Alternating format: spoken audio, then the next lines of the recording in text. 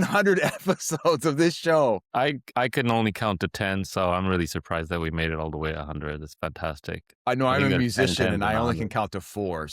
Yeah, so that's all I can do. Amazing that we've made it so far. As always, we can visit us on our website at johnstation.com to indulge in our past episodes. We're also on YouTube, Instagram, TikTok, and of course, Xiaoyuzhou. Please, if you get on Apple and Spotify, you like the show, give us a 5-star review, and the other platforms you can subscribe and see us there. Well, we thought that given this our 100th century episode, we thought that it'd be very appropriate that we bring back our number one guest. That's right. Our best number one guest overall, most views, most watched views, most listened to views of our past shows. And that would be Julien Lapka.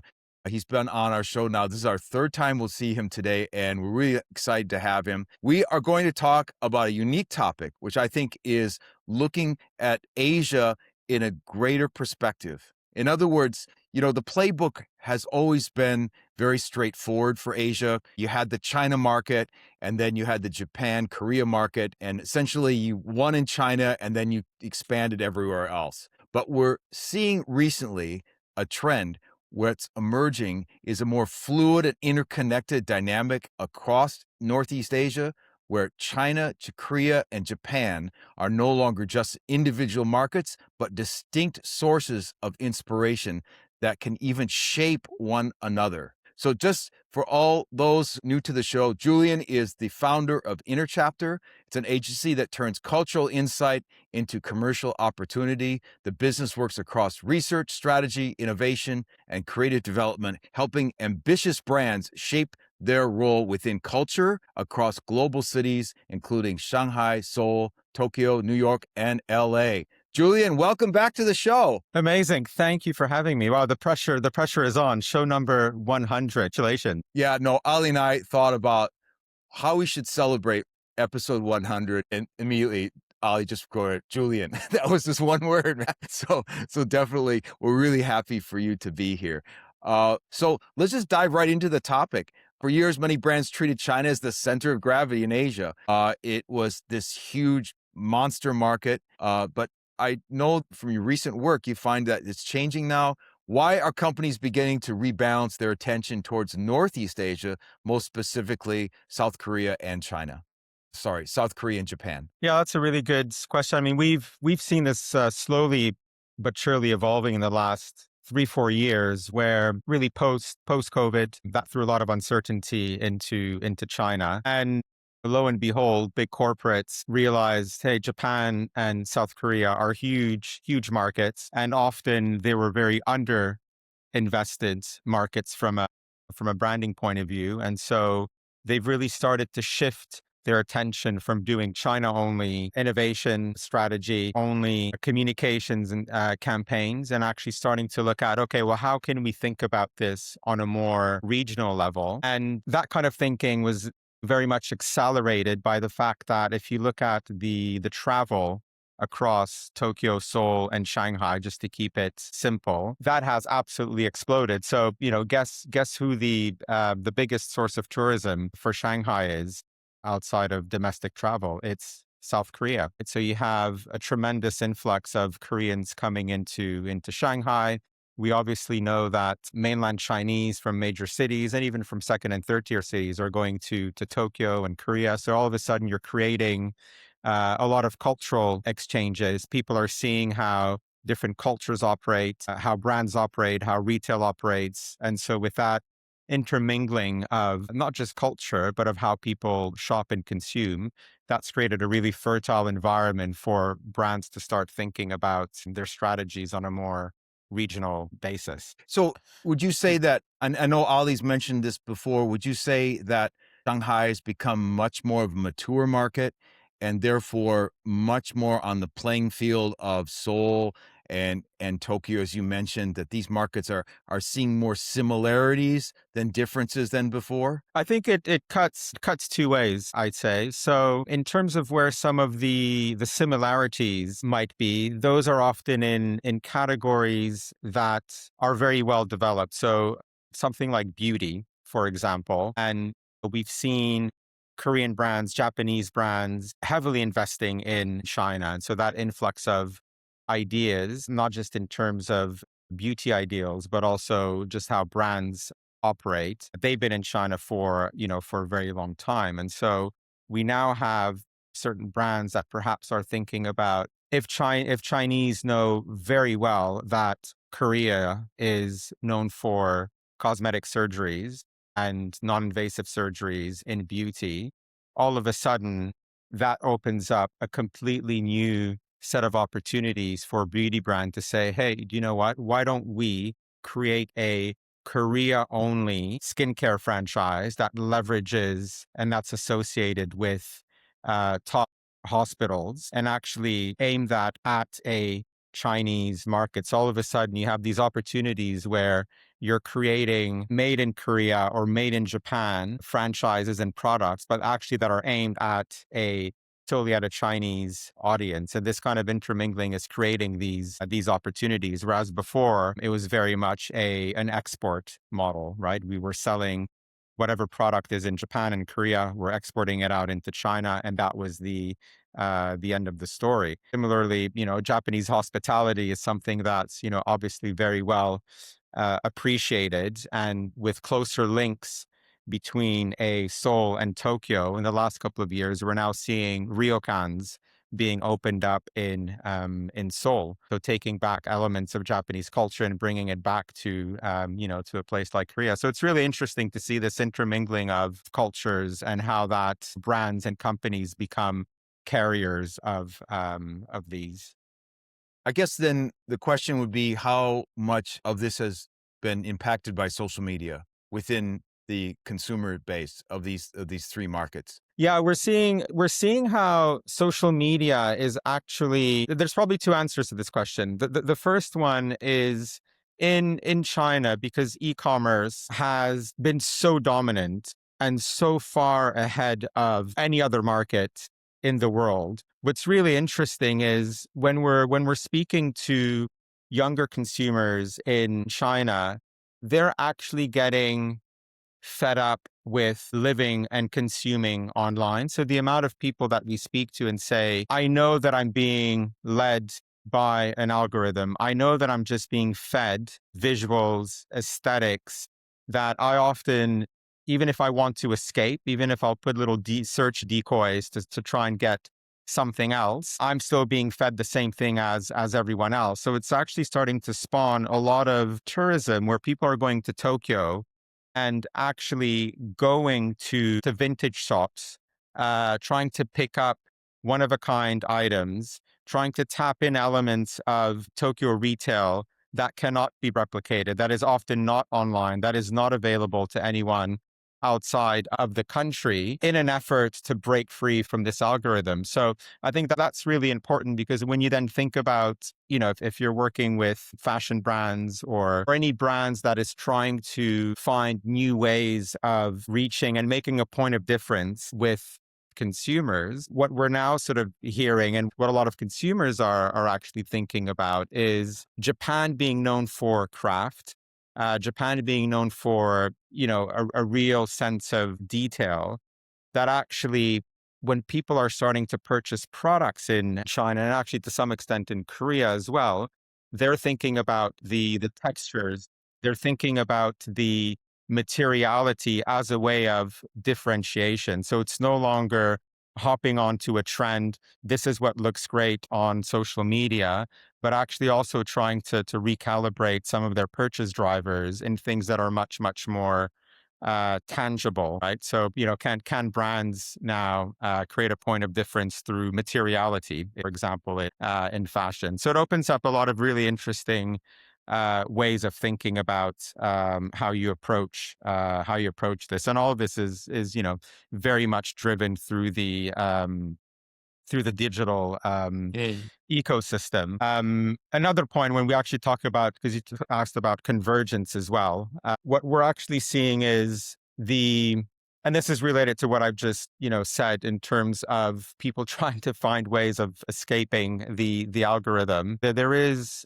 a renewed sense and hope of not necessarily going to influencers as people, but actually finding out spaces as points of influence. So we're sort of thinking about it more as it's not faces, but spaces, to put it in a sort of pithy manner. And, where you sort of have coffee shops, museums, even neighborhoods now becoming the influencer versus, versus people. And we see this very much in, retail or in F&B, where all of a sudden brands are trying to create communities around spaces. And that's something that we're seeing very much being replicated across Seoul, Tokyo, and Shanghai, in cities that, are pretty world class in terms of independent retail, despite, the prevalence of huge malls. But that's very much, putting a different way of thinking about branding. So we hear a lot about how do you create physical communities in terms of how you can influence people. And that's something that we're seeing across all three of these these markets.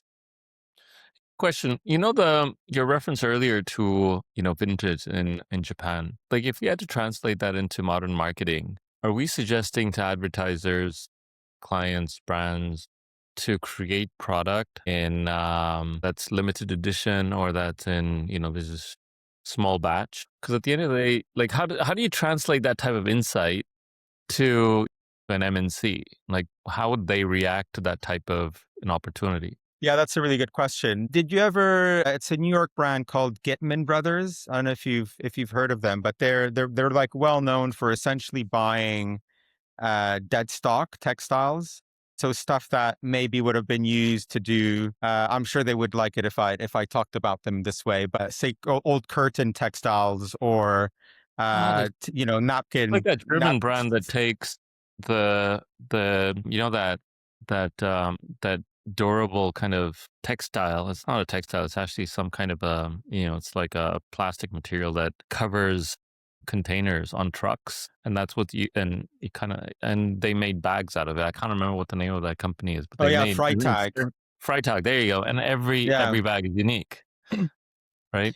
Yeah, that's right. So there is definitely that element where, that's something that you can scale. So it's not just, stuff that's one of a kind, editions of one of one. Sure, you can do that if you're a high-end luxury brand and you don't care about volume. I think for anyone else, it is, it is trying to look at, again, to go back to the materiality of things. So whether it's, dead stock, whether it's finding new and novel weaving techniques, or, dyeing techniques, as in, sort of colors and dyes, all of that harks back to, discovering new ways of production. I think people are really interested in, because the act of consumption in Asia, it's a pastime. It is a legitimate, hobby, and people are so well versed in, who the creative director of a fashion house is and their philosophy. Like, people are so well educated about things and curious about,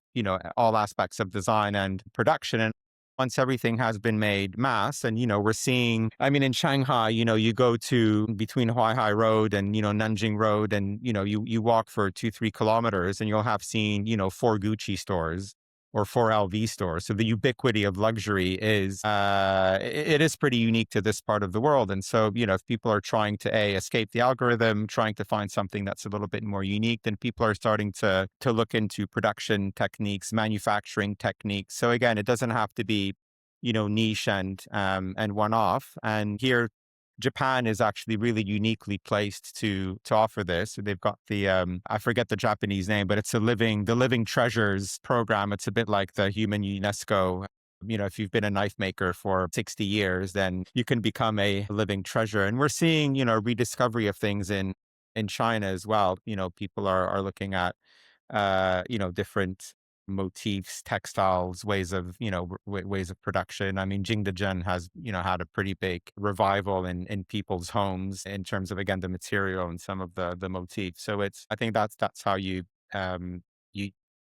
able to tap into this kind of insight. I love the notion of algorithmic escapism. That's a great concept. I found that in my research that Chinese consumers now, when shopping through live commerce or social commerce, they use less systematic processing. In other words, they're not even really looking or comparing shopping, or they're not doing that anymore. They're just literally seeing things in their algorithm and just buying it, usually to get more emotional affirmation. Minnie from Campaign Asia called it happy shopping. The term, which I thought was really interesting. Julian, you talked a lot about Japan. I think it's really fascinating. That's always the one thing that I always loved about going to Japan when I lived in China was the craft part of it, where that Japanese man who would make this amazing coffee. Yes, it costs like $20 for this cup, but it was so well crafted, and they spent so much time to do it. So much endemic of Japanese culture. Or that store in Tokyo where they have 4 T-shirts. That's all they sell is 4 T-shirts, and they have this punk rock music blasting through the store, and it's just crazy. Like, how are they making money? All those things are like so unique, and I assume to Chinese consumers as well. What's the Korean connection? Talk a lot about Japan as being kind of this place where you get back to the roots of things. Where does Korea play in the triangle? It's fascinating because on the surface, and if you're a marketer, people always talk about it as being trends led. People always talk about Gentle Monster. You've got that whole island, Seongsu, in the middle of Seoul. It's the pop-up capital of the world. Really interesting retail concepts. But actually, if you go there, Koreans aren't the ones doing the shopping. It's often Chinese that are doing the purchasing in these pop-ups. And actually, for Koreans, visiting these pop-ups are more of a form of escape and seen as a form of entertainment, because Korea is actually very, very, very conservative. It's a society that that was shaped by everything from Confucianism to a very strong military culture. Confucianism, I mean, all of these, the church, these are not necessarily the most progressive and societally mobile ways of structuring things, and a lot of them do try to escape that through shopping. Now, what it has done, though, is as a society, Korea is extremely fastidious as to how things work and how things are engineered, and really trying to get absolutely the best value out of any product that they purchase. And that kind of mindset has really rippled into China, first through beauty, where you would have these apps that would dissect the ingredients of for example, a serum, would tell you how much each of these ingredients cost, what are the known allergens, how the formulation was created. I mean, it completely dissects. And those apps became so popular in China that it created a huge shift in the industry, where Chinese now started questioning the value of brands and really digging in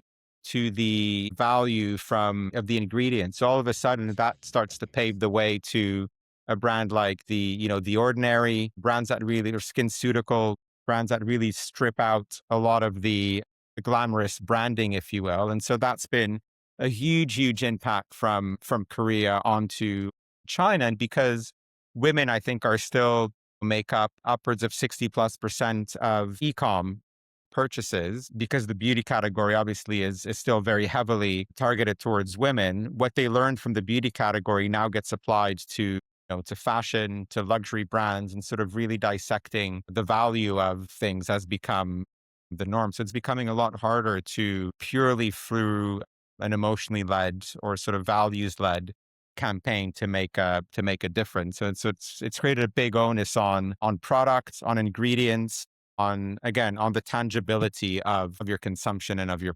purchase. I'm just going to drop a thought over here as well. You've triggered a thought, rather. I'm working on a protein enriched yogurt. And, when I look at the type of influencer, the type of consumer that's talking about that product, in the palette of all the content that's been created, there's beauty content that's being generated by this creator, but there's also, protein enriched yogurt content as well. And to your point on lifestyle and this thought on algorithmic kind of conditioning of the consumer. It's, it's interesting how advertisers are now no longer selling dairy, but they're selling health and wellness, which the beauty category is also trying to attach itself to. And so the choice and selection, or the emergence of this creator that is, this is my lifestyle. And I guess it's always existed, but it's just so much more obvious now because people you've got consumers that are just, they're taking pictures of every aspect of their life. And so you see all these brands and how they're kind of skewing towards a certain type of behavior. I just thought that very interesting. And it's totally right. I see it in the visual, in the pictures and what they say and how they behave. So yeah, L'Oreal and Danone's YoPro, the same creator, right? And you're talking about a product that might sell, a skincare product that sells at 100 euros, and then a yogurt product or that sells for maybe 2. Super interesting. You're almost seeing like a bifurcation of, people are either going really for the expert and how's this been engineered? How's it been manufactured? What is the value? Yeah. Or to the complete other end is how does this fit into a broader lifestyle? Because people in China are still very, they're super open-minded. They still have a very exploratory attitude towards consumption. And so even if you're looking at, fitness, I think is a good to continue on that post, your example of yogurts, when people get into a sport, it's often who's playing the sport. What's the demographic? What are the associated lifestyles, cities, and attitudes, towards it? So like as an example, in China, if you're speaking about yoga, people want to know, okay, fine. I understand that there's this thing called yoga, but what's the diet that comes with it? What's the music that comes with it? What's the right, coffee shop that I need to go to? So people sort of are creating these huge identities around lifestyle and, to sort of get, go back to your point, Ali, all of a sudden the way that you think about influence is very different. You're trying to contextualize a product within a lifestyle versus trying to create a lifestyle through the product, right? So the logic completely flips. I'm going to quote you. Presentation I'm working on. Thank you. We talked a lot about Koreans' influence in the beauty side, the nature of Japan's and the handicraft. Is China also influencing Japan and Korea as well? Is there influence when we do these travel journeys with my colleagues to Japan? My colleagues would like fill their bags with stuff, and I just would always laugh that everything was made in China. It was definitely a manufacturing kind of responsibility, although there are Japanese and Korean brands, but everything was like made in China. What's the Chinese role? Is there a cultural influence? You mentioned that Koreans coming to Shanghai. What are the Koreans and Japanese taking back from China? Yeah, that's a really interesting question. I think that's still very much an evolving story, in that you could very easily quote how Chinese EVs are far superior than any other EVs in the world, be it from entry level through to luxury. But obviously there's huge barriers to entry. So perhaps on the more FMCG side of it, if you look at Pop Mart, they've obviously been, people think about Boo Boo, but that's the tip of the iceberg for them. They've been really successful for quite a long time, as have Miniso. And so you're sort of seeing a lot of Chinese brands that are able to tap into cultural IP very quickly, get it out very quickly, is a huge point of difference. Obviously, the starting point is amazing and unparalleled manufacturing. But once you couple that with an ability to amplify certain elements of pop culture, then those are the categories that will grow very quickly. So maybe slightly counterintuitively, things like food, actually, and, the arrival of Chaji, for example, brands that are able to couple a very fast distribution, manufacturing, but also understand how e-commerce works in terms of, fulfillment. Those are going to be the brands to watch. And from a food perspective, that's something that actually is one of the great soft culture plays for China, because it's often an impulse buy. It's something that, when presented in a manner that's quite playful, is pardon the pun, easy to digest by consumers in in other markets in that it's pretty low risk, but for them it's also it's a huge point of difference, right? Because if you look at some of the teas that are launched, for example, by Chaji, it completely goes against Japanese and Korean tea culture. So I think enjoy a lot of play, injecting a slight frivolity into categories that were often quite staid is something that China will do really, really well in, because it's also underpinned again by, fast manufacturing. So I'd say sort of everything that's around like snacking, foods. I think that's like a really interesting place to start in terms of where that influence could come from and will come from. Definitely the export of these cultures to other markets too. As we know, Chinese entrepreneurs are everywhere in the world. And I'm sure that whether you're in Toronto or Vancouver or Chicago, most of the Korean and Japanese restaurants are run by Chinese people. I think that Chinatown, even in Chicago, is becoming Asia Town, because they're definitely importing in different like pop cultures and things that are more relevant to, that are more interesting and hip, and to a large extent, Americans still don't know the difference between the three countries. So it kind of fits well with that. So they can kind of draw in what works and what doesn't work from a culinary perspective or a cultural perspective. It just seems to kind of, that whole roadmap just seems to kind of work well. And as we know that probably fewer Japanese and Korean entrepreneurs will like come to a place like this and set up shop, but where Chinese are a bit more they're a lot more industrious and more daring, and will do that. So I find that really interesting. One thing that you mentioned when we had the first discussion was about this concept called, and hope I pronounced it right, omotanashi, which is kind of the Japanese idea of hospitality. And one thing you said was that hospitality is really the new language of luxury. Could you describe what you mean by that, Julien? Yeah, I think that's a really, really interesting point. So omotenashi is that whole idea of service, and very sort of close and attentive service that often has a lot of rituals embedded within that.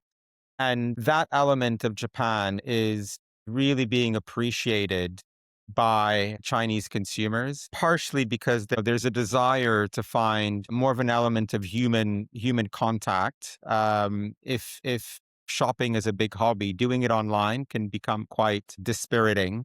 And so trying to add a human touch to it becomes really interesting. But I think what's perhaps the most interesting aspect of this is, because shopping has become so disintermediated, either through an e-com platform, either because you have an interest in a celebrity or an influencer that's feeding you some information. Again, everything is very much disintermediated, but also the way that whether it's food, fashion, beauty, all of these categories are so visually led that it almost becomes too much to keep up. It creates stress, and it creates overconsumption. And if you put it within a context where people are being a little bit more careful with what they buy, people do feel like there's a bit of a loss of control in their lives. And if they're also looking for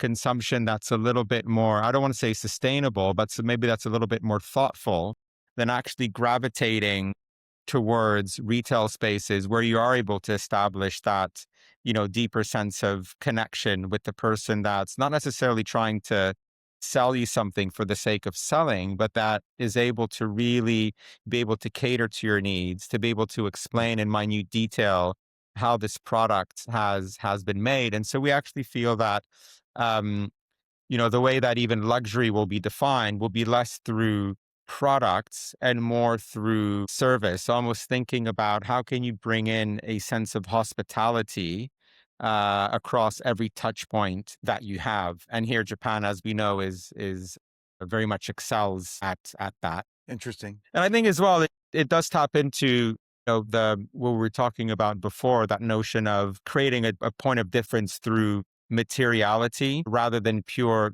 what's the sort of the superficial wrapping on a product. I think all of this speaks to a desire for more depth, for more meaning, and ultimately a little bit more control in people's. Interesting. I was reading a social media post this morning on 小红书 obviously I don't read Chinese, but a Chinese colleague of mine shared this one with me, and it's actually quite provoking. And it was this thought around how information needs to also be shared. And this also in a world where, everyone's kind of charged with superpowers, AI generated superpowers. And we were just kind of talking about how made by human is going to become that much more valuable in a world where, idea and thoughts and information and knowledge should not sit in any one container with any one nation, with any one type of person. It just needs to be distributed. And I think that type of thinking, when it's coming from, this colleague sitting in Shanghai, posted on what's now the most popular social media platform, known historically or primarily for lifestyle and travel and food, how to live life to your fullest type of platform, to now, on that very same platform, the type of conversation is around on how, there needs to be more humanity. And this coming out of China and on a platform that wasn't conditioned for that type of conversation, but it just seems to be that's a thought that's quite prevalent amongst Chinese consumers today. But just to build on that, that's a great point, Ali. I just wonder, do you find, you talked about algorithmic escapism.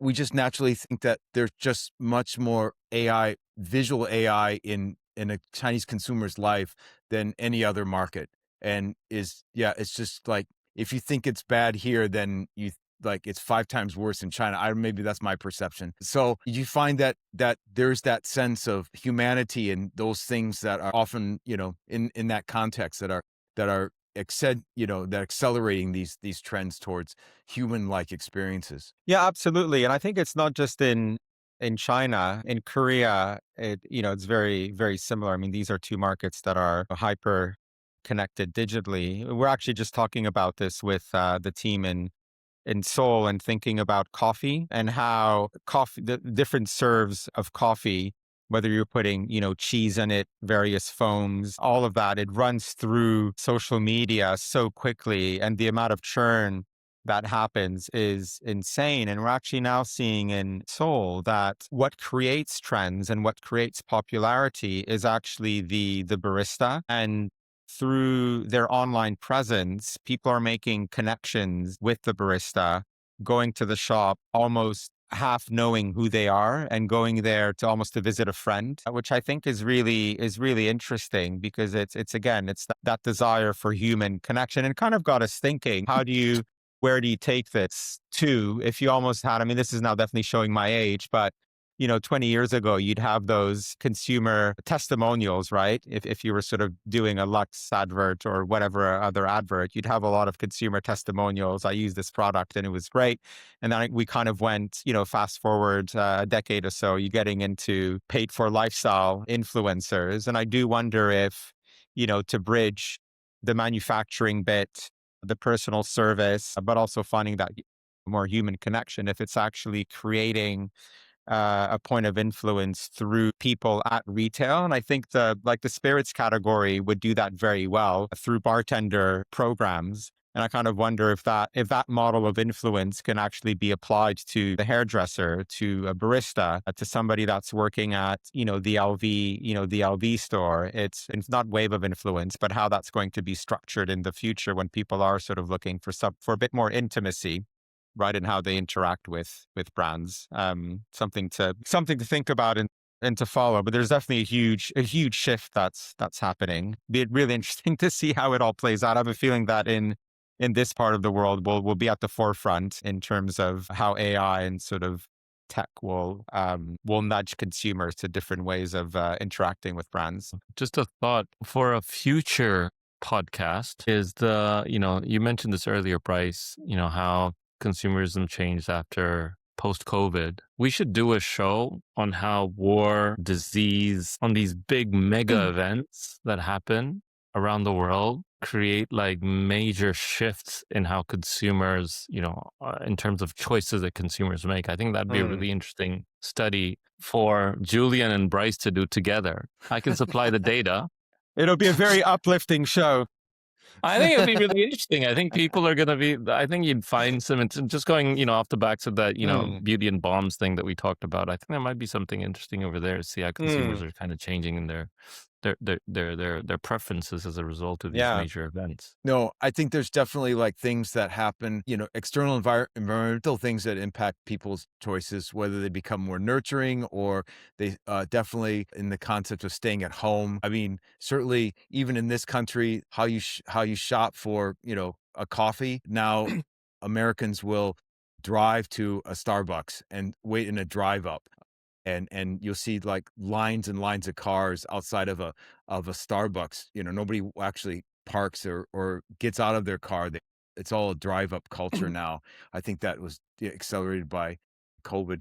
One last question before we go, Julien. I know we could talk about this a long, long time. Imagine a global leader listening to our conversation. What is the one mind shift you would make in how they would approach Northeast Asia going forward, given what you've talked about today? That is a very good question. I would think about intimacy and how do you create intimacy between consumer and the manufacturing process, intimacy between the consumer to how things are delivered to him or her, both online and offline, because there is a huge craving for, and I do think that it speaks to how products are designed, how retail is as created, but also as we've been talking about the type of influence that people are going to be more amenable to receiving. That's fascinating.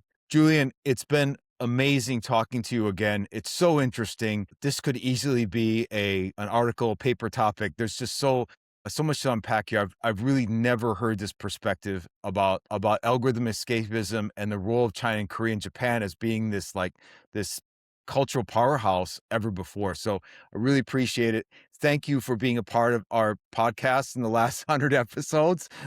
We really appreciate your involvement in this. And thanks again for being on the show. Yeah, pleasure. Hopefully I'll be able to make it to the 200th episode. Definitely. Absolutely. There's no doubt. We'll definitely keep that in mind. And thank you for joining us. Thank you for supporting the show for the last 100 episodes. And I hope you join us for a few weeks for another exciting show. And to all our listeners, until then, have a great day. Adios.